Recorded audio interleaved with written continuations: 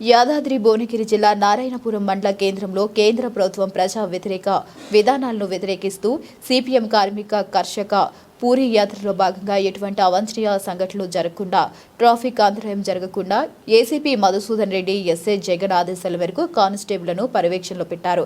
CPM జిల్లా నాయకులు నర్సిరెడ్డి, మాజీ సర్పంచ్ శ్రీనివాసాచారి మాట్లాడుతూ కేంద్ర ప్రభుత్వం వ్యవసాయ జాతీయ ఉపాధి పథకాలను పేరు మార్చడం దురదృష్టకరమని అన్నారు.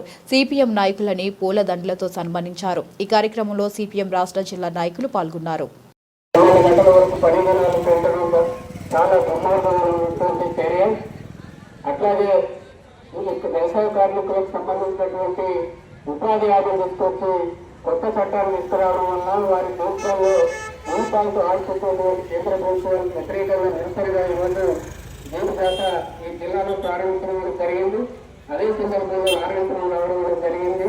అందుకని కేంద్రంలో ఉన్నటువంటి బీజేపీ వ్యతిరేక ప్రజా వ్యతిరేక విధానాలను చెప్పుకోవడం కోసం అందరూ ఐక్యంగా ఉద్ధరించడం కోసం సిద్ధం కావాలని చెప్పేసి కోరుతూ ఇప్పుడు ఈ జైలు జాత రథ సారథులు వ్యవసాయ కార్మిక సంఘం జిల్లా కార్యదర్శి వారికి వ్యవసాయ కార్మిక సంఘం జిల్లా కమిటీ సభ్యులు సుతకాయ లక్ష్మి గారిని పూలదండ వేయాల్సిందిగా కోరుతాము.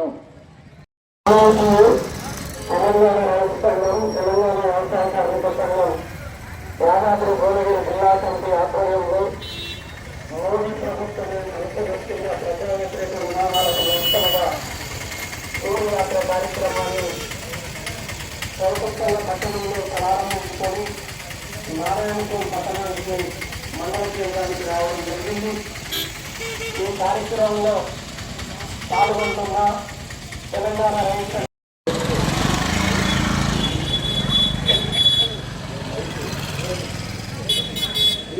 పార్లమెంటు శీతాకాల సమావేశంలో భారతదేశ ప్రజానికాన్ని, భారతదేశ సంపదను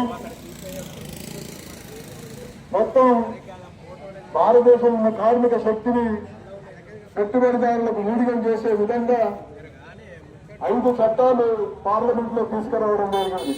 5 బిల్లులు తీసుకురావడం జరిగింది. అందులో మొదటిది 44 కార్మిక చట్టాలను 4 కోడ్లుగా మార్చి కార్మిక వ్యతిరేక విధానాన్ని అవలంబించే చట్టం, కార్మికులకు సమ్మె చేసే హక్కు లేకుండా చట్టం, కార్మికులు సంఘం పెట్టుకునే విధంగా సంఘం లేకుండా చేసే చట్టం, కార్మికులు బేరసారాలు ఆడకుండా యజమాన్యం దోపిడికి గురే విధంగా ఈ లేబర్ కోడ్ను తీసుకురావడం జరిగింది. ఇంకోటి 2005లో ఆనాడున్న యూపీఏ ప్రభుత్వానికి 62 మంది పార్లమెంట్ సభ్యులు, సిపిఐ సభ్యులు మద్దతుగా ఇచ్చిన వ్యవసాయ కార్మిక చట్టం, వ్యవసాయ కార్మిక ఉపాధి హామీ కార్మిక చట్టాన్ని ఈ రోజు నరేంద్ర మోడీ ప్రభుత్వం పేరు మారుతా ఉంది. మహాత్మా గాంధీ గ్రామీణ ఎంప్లాయ్మెంట్ చట్టాన్ని మార్చి ఇవాళ చట్టం పేరు మార్చడం జరుగుతూ ఉంది. అదేవిధంగా వృత్తి సవరణ చట్టాన్ని ఇవాళ పేదవాళ్ళు, రైతులు, ముఖ్యంగా పేదవాళ్ళు, దళితులకు ఇళ్లకు కానీ పేదలకు 200 యూనిట్ల వరకు ఫ్రీ ఉచితంగా కరెంట్ ఇస్తూ ఉంటే ఈ చట్టాన్ని మార్చడం, రైతాంగానికి ఉచిత విద్యుత్తులు లేకుండా చేయడం, ఈ విద్యుత్ బిల్లు తీసుకురావడం జరిగింది.